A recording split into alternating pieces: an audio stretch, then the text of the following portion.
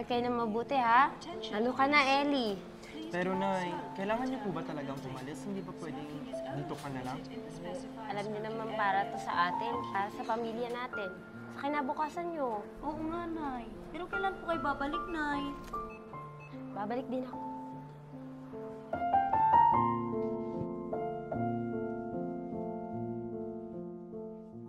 Boyet, ikaw man ang bahala sa mga anak natin, ha? Lalo na si nanay. Matanda na siya at mahina. Huwag kang mag-alala, Maris. Hindi ko pababayaan yung mga anak natin, pati si nanay.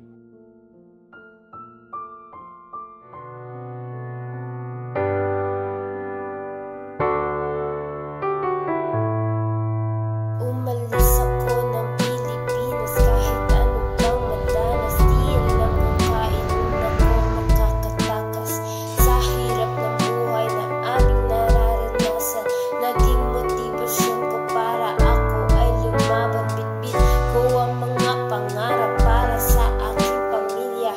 Handa kong ibuwis ang buhay para sa kanila, sa pag-aaral at para di sa kalusugan, para sa kanilang magandang kinabukasan.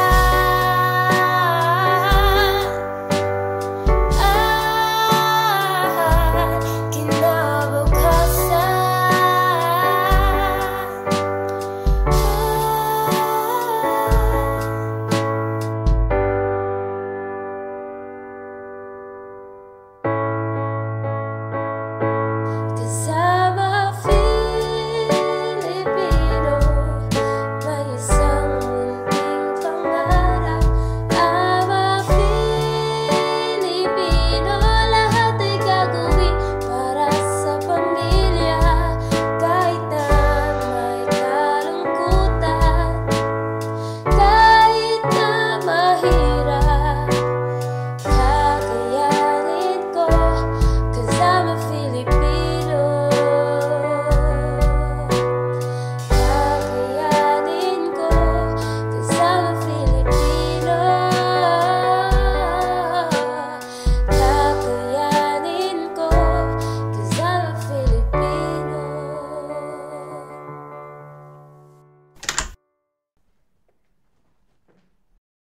Hey Maris, why are you maltreating my son?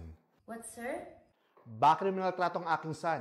Hindi ko po yun magagawa, sir. Never ko po siyang sinaktan, sir. Magulang din po ako, alam niyo po yan. So why does he have sugat in his wounds? Joke, sugat in his knees. Ah, yun po ba, sir? Naalala ko kanina po, naglalaro po kami sa playground. Ngayon po, nadapa po siya. Kaya po, yun po, may sugat po siya sa tuhod niya. Okay, next time ayoko nang makitang may sugat siya ha. Yes, sir. Sige na, mabinis ka na. Amalay ka na din. Linisin mo ang 10 sasakyan ko. Ayusin naman yung bubong ng mansion ko ha. Wala naman tumutulong tubig ulan. Pero may tumutulong buhangin. Nasa UAE kaya tayo. Yes po, Sir George. Ayusin mo trabaho mo ha. Konting-konti na lang. Bibingo ka na.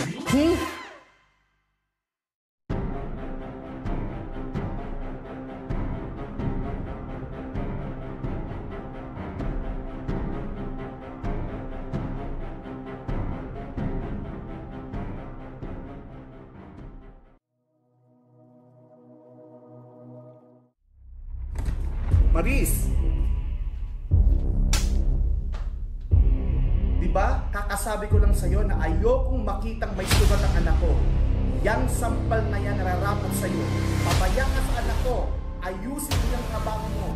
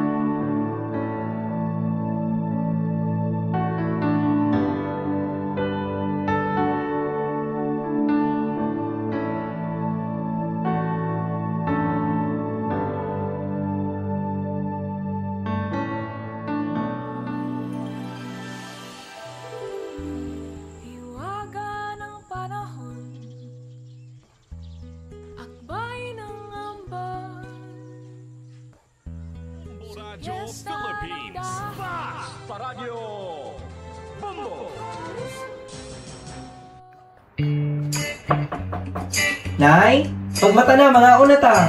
Nay! Handa na ang agahan sa ating lamesa. May itlog, may sinangag at may daing na isda.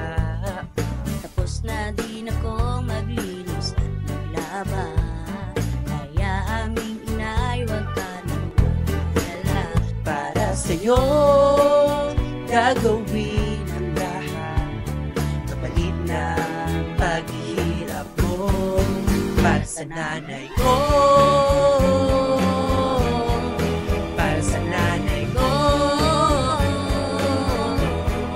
Para sa nanay ko. Sa'yo, Sa'yo, sa'yo, sa'yo. Para sa nanay ko. Thank you mga anak.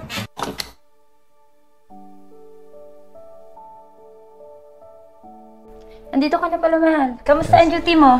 Mabuti naman, mahal. Nakakapagod at nakakaantok talagang night shift na duty. Siya, amin na yan. Pahinga ka na. Maupo ka na dyan. Okay, Ipaghahanda salamat. kita ng pagkain. Pinagluto ka ng mga anak mo. Oo naman, ang babait naman ng mga anak natin. Siyempre naman. Saglit lang, ha? Okay, mahal.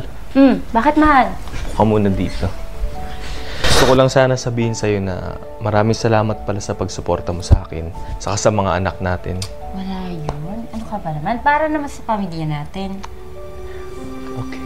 Mahal. Sa bawat oras na dumaan, pag-ibig mo ang sandalan, ang pag-ibig mo. Puso ko'y para sa'yo, mahal ikaw ang buhay ko, ang buhay ko.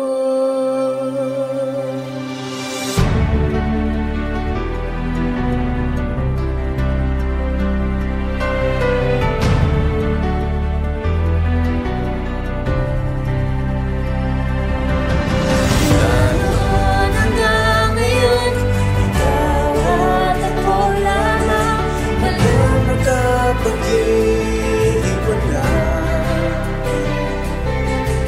kahit na anong hamon, Sabay tayong lalaban. walang magkapag-iwalay. Pag-ibig natin Walang hangganan.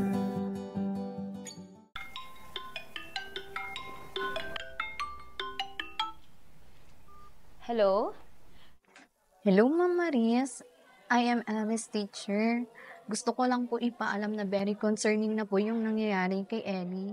Ano po bang nangyari kay Ellie, ma'am? Ilang araw na po siyang hindi pumapasok sa mga major subject niya. And posibleng bumagsak po siya. Kaya po sana, ma'am, makausap niyo po siya para malaman po ang dahilan. Sige po, ma'am. Kakausapin ko po siya. Maraming salamat po.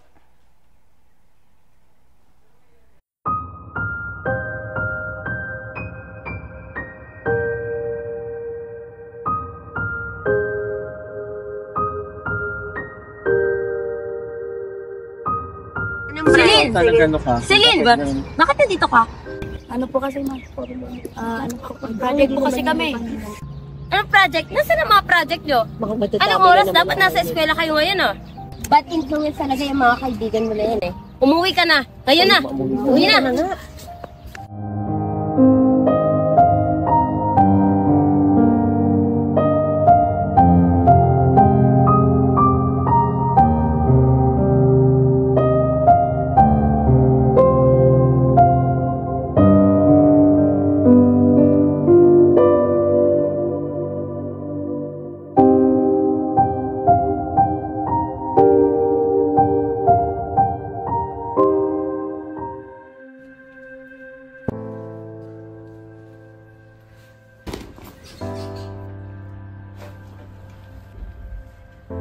Ate, bakit?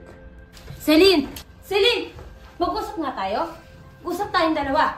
Anong nangyayari sa'yo, ha? Nag-aaral ka ba talaga, ha? Pero ma, hindi mo ako kailangang ipahiya sa mga kaibigan ko! Mga kaibigan? Na ano? Na masamang impluwensya sa'yo? Imbes na nasa klase kayo, nasa labas kayo at may dala pang mga alak. Ano? Magsalita ka! Ma, tama na po! Tama na? Isa ka pa, Ellie. Pumapasok ka ba talaga sa school? Ha? Opo, ma! Kailan ka ba natutong magsinungaling, ha? Tumawag sa akin ng teacher mo kanina at sinabing ilang araw ka na hindi pumapasok sa school. Ganito ba isusukli niyo sa paghihirap ko? Tinis ko ang paghihirap at magtrabaho sa malayo para sa inyo. Para sa ikagaganda ng kinabukasan nyo. Tapos ito ang isusukli nyo? Bakit, Nay? Alam mo ba kung bakit kami nagkakaganito? Alam mo ba yung mga pinagdadaanan namin dito nung wala ka? Bakit kami lang yung may pagkukulang? Bakit, Nay? Eh si tatay din naman ah! Anong ibig mong sabihin? Nakita ko si tatay kanina. May kasamang ibang babae. Hindi mo alam kasi wala ka dito!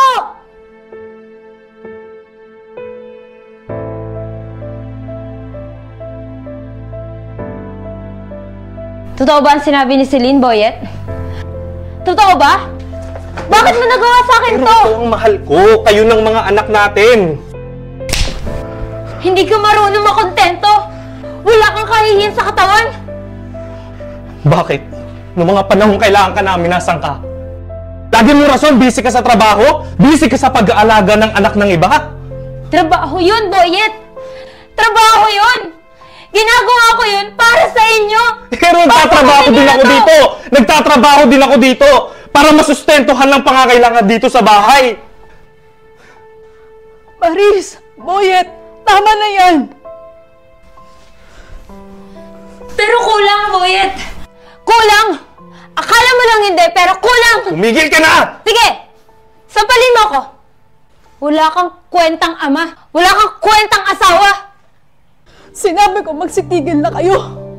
Hindi nyo na ako ginalang!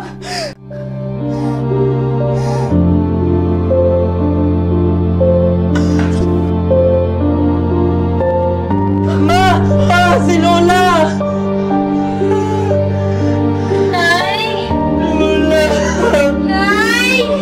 Lola! Nay!